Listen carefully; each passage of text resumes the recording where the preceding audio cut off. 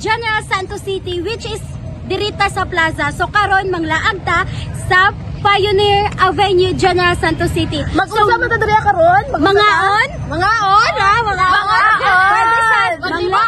Maglibot, maglibot. Oh, ay, alam mo sa to. Oh. Dali na, sana ta dito. Dali lang. Arat na.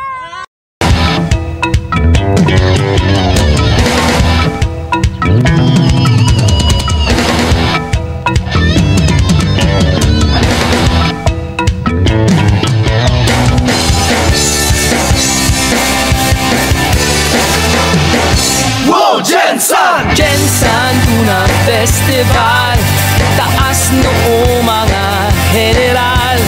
Gensan Tuna Festival, ating ikinararangal. Saan mang dapo sa mundo, tiyak ang lugar na daghan kahit magkaon na ay mga vendor na makita nimo sa kilit-kilit. Tanawa.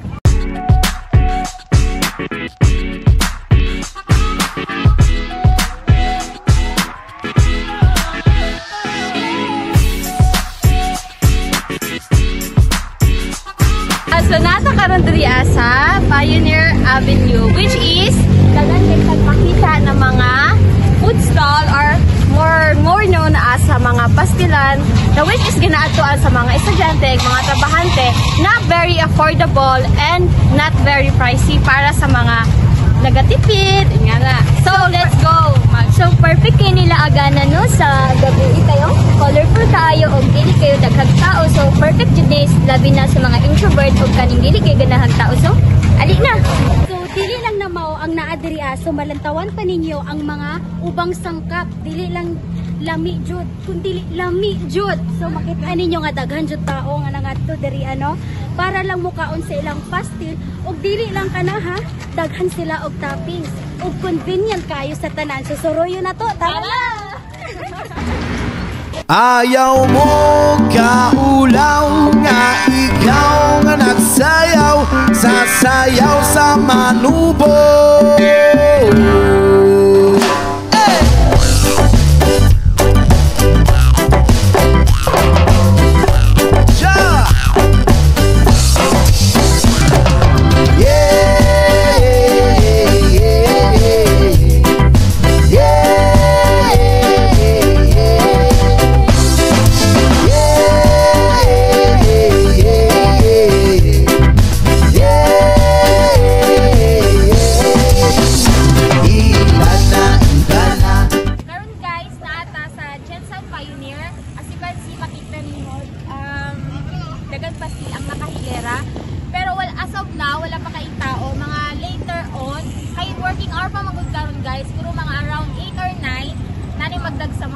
Magkaon diri sa Gensan Pioneer.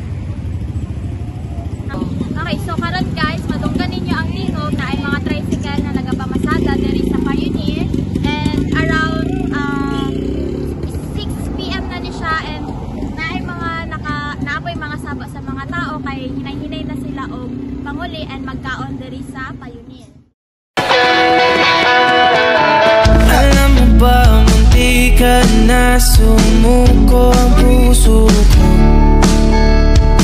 sa paulit-ulit na pagkakataon na nasaktan na bigo.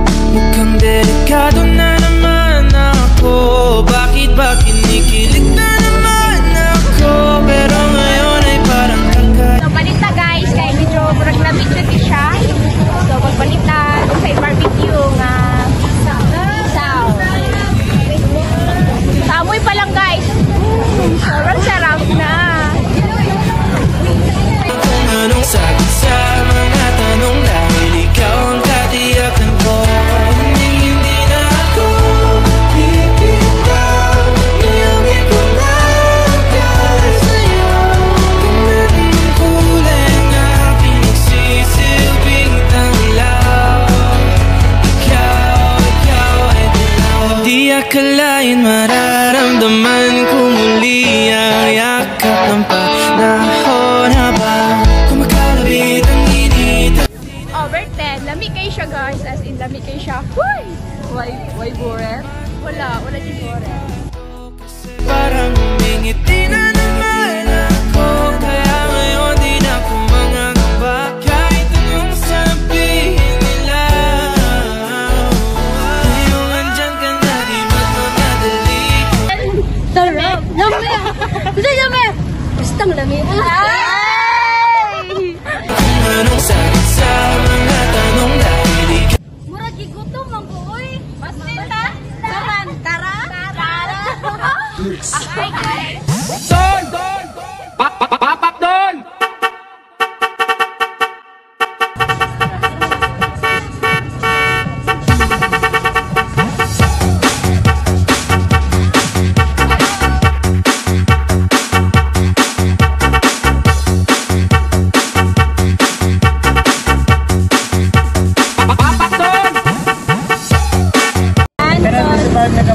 Sa Morotang, natay lisdra, natay talong, pancit, natay buko salad sa na ano, ng radish.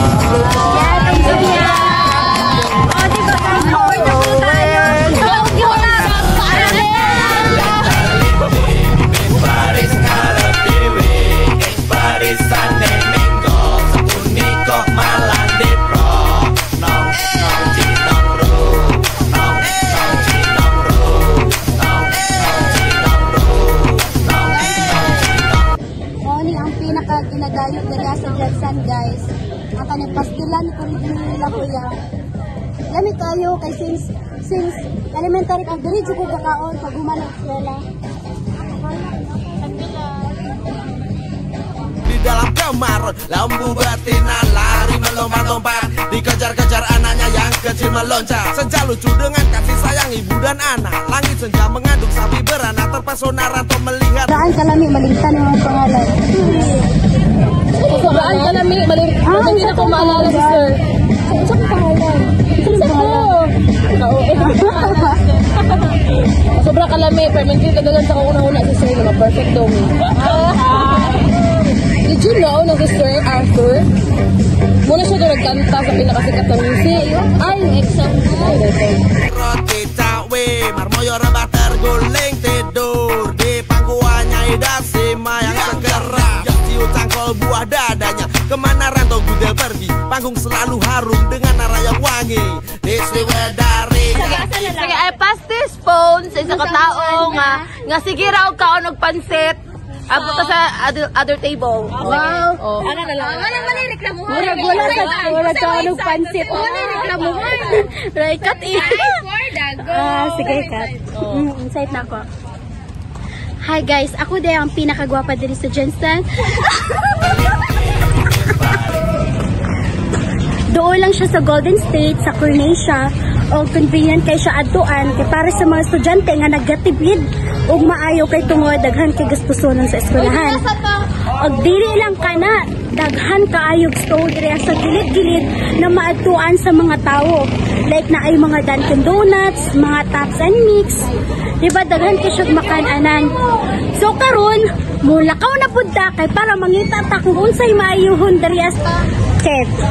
I pass this phone sa tao nga kusog kaayo mo kaon og pastil. Nindot siya na aga ng Pioneer kay convenient siya like what Angel said, sa especially sa transpo kay daghan og tricycle na nagatambay na ay terminal, kumbaga marag kanang toda sa mga tricycle, and ato doon siya sa mga sa school and sa workplace sa mga tao. And so I'm passing this phone to Mana kay sa someone nga ano. Okay, I'm passing this phone to someone nga sige dalig ulit. Ay, tuloy. So ako dito kadalion na bulit kay layo man gud sa amo one thing is layo man gud ni sa amo ang lugar, so mo nang gadali ko bulit kay gabi na pod unya gaapas pug ko sa jeep. Pero one of my insight is nalingaw jud ko o kaning nabusog ko daghan ko sila pagkaon diri nga i-offer o at isa pa nalingaw jud mi sa ako ang mga kauban karon nga nag-vlog kay nagkauban mi unya kaning nag-chat na kaning nag-istoryahan mi about sa mga something. So it's really wonderful na kaning nga vlog brought us together na maglaag ganyan kay pa nagsurod jud ko makalaag. So insight na ko is it was a wonderful night or it was a wonderful night para sa amo ang nag-vlog. So yun lang.